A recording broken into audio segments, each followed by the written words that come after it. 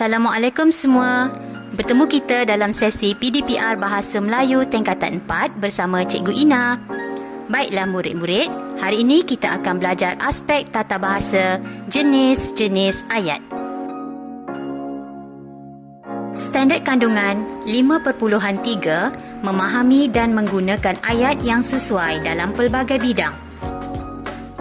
Standard pembelajaran 5.3.4 mengenal pasti dan menggunakan ayat penyata, ayat tanya, ayat perintah dan ayat seruan yang betul mengikut konteks.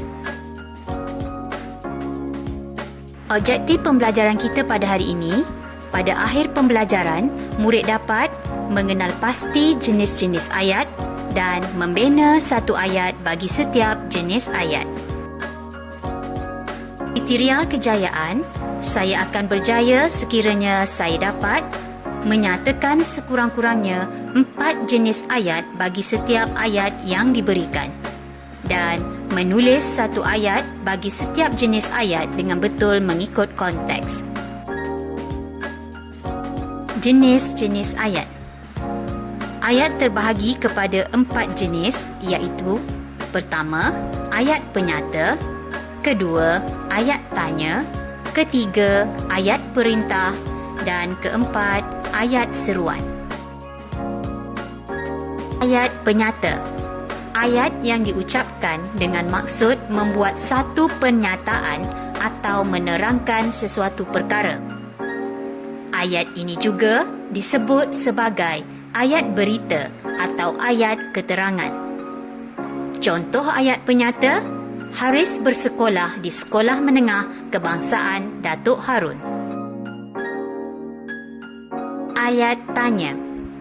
Ayat tanya digunakan untuk menanyakan sesuatu perkara.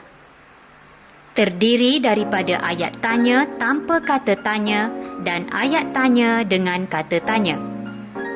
Ayat tanya tanpa kata tanya contohnya: kamu menangis?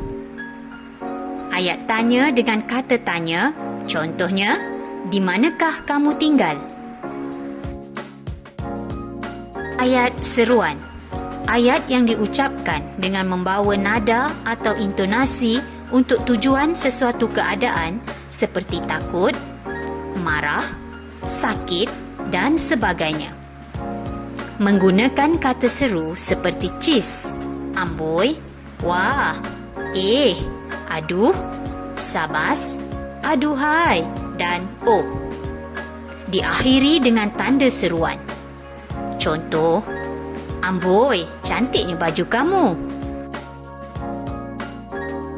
Ayat perintah.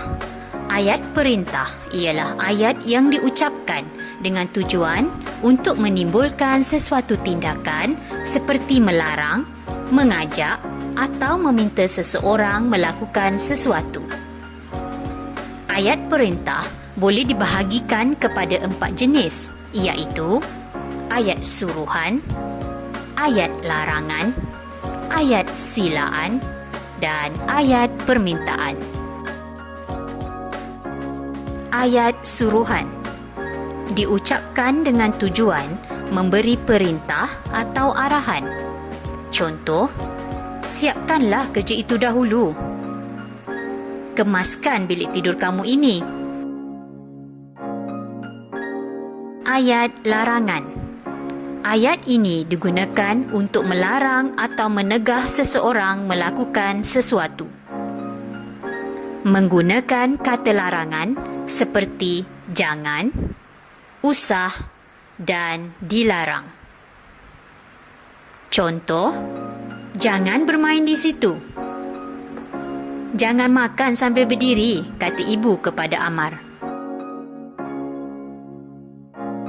Ayat permintaan. Bertujuan memohon, mengharap dan meminta sesuatu. Biasanya menggunakan kata permintaan seperti minta dan tolong. Contoh: minta semua murid berkumpul di tapak perhimpunan sekarang. Tolong ambilkan buku itu. Ayat silaan. ayat yang menggunakan kata silaan seperti sila atau jemput. Bertujuan menjemput, mengajak dan mempersilakan seseorang. Contoh ayat, "Jemputlah masuk," kata Sarah kepada kawannya. Sila serahkan borang tersebut ke pejabat. Baiklah murid-murid, sampai di sini saja penerangan cikgu tentang jenis-jenis ayat. Semoga murid-murid mendapat manfaat daripada video cikgu hari ini. Murid-murid boleh menguji diri dengan menjawab latihan yang cikgu Ina sediakan. Dan terima kasih. Jangan lupa subscribe, like dan komen.